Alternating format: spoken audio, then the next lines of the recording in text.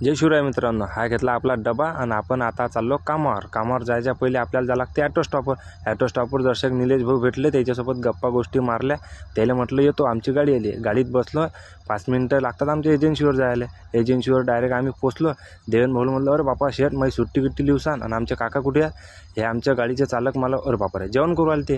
त्याला म्हटलं, का काका गाडी कुठे आहे? काका म्हणत, गाडी तर हमाल भरून राहिले. हे आपल्या गाडीत असते तेल विठ्ठलचं, म्हणजे आपल्याजवळ आहे एजन्सी. तिथून निघलो डायरेक्ट आम्ही पेट्रोल पंप, डिझेल भरलं आणि लागे काकाला म्हटलं, आता गाडी काढा आपली नांदुऱ्या इकडे.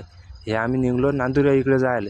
तिथून डायरेक्ट बसलो आम्ही गाडीत आणि लागे आलो नांदुऱ्यावर तर ट्रॅफिक जाम होतीच रेल्वे स्टेशनवर. काका म्हणा, टेन्शन न घेऊ, आपण शक्तिमानसारखी गाडी डायरेक्ट आणली खुऱ्यात. शेटले रामराम केला, त्याचा माल खाली करून दिला आणि आम्ही निघलो भाऊ आता आमच्या रस्त्यानं, म्हणजे खामगावकडे आले. तर बजाव.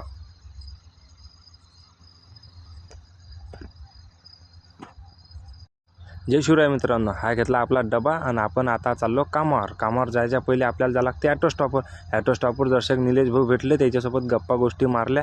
त्याला म्हटलं येतो, आमची गाडी आली. गाडीत बसलो. 5 मिनटं लागतात आमच्या एजन्सीवर जायला. एजन्सीवर डायरेक्ट आम्ही पोचलो. देवेन भाऊ म्हणलं, अरे बापा शेट, माझी सुट्टी गिट्टी लिवसान. आणि आमचे काका कुठे आहे? हे आमच्या गाडीचे चालक मला, अरे बापा रे, जेवण करू आले.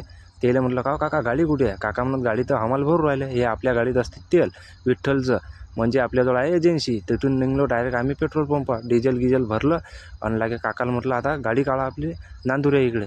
हे आम्ही निघलो नांदुऱ्या इकडे जायला. तिथून डायरेक्ट बसलो आम्ही गाडीत आणि लागे आलो नांदुऱ्यावर तर ट्रॅफिक जाम होतीच रेल्वे स्टेशनवर. काका म्हणा, टेन्शन न घेऊ, आपण शक्तिमानसारखी गाडी डायरेक्ट आणली खुऱ्यात. शेटले रामराम केला, त्याचा माल खाली करून दिला आणि आम्ही निघलो भाऊ आता आमच्या रस्त्यानं, म्हणजे खामगावकडे आले. तर बजाव.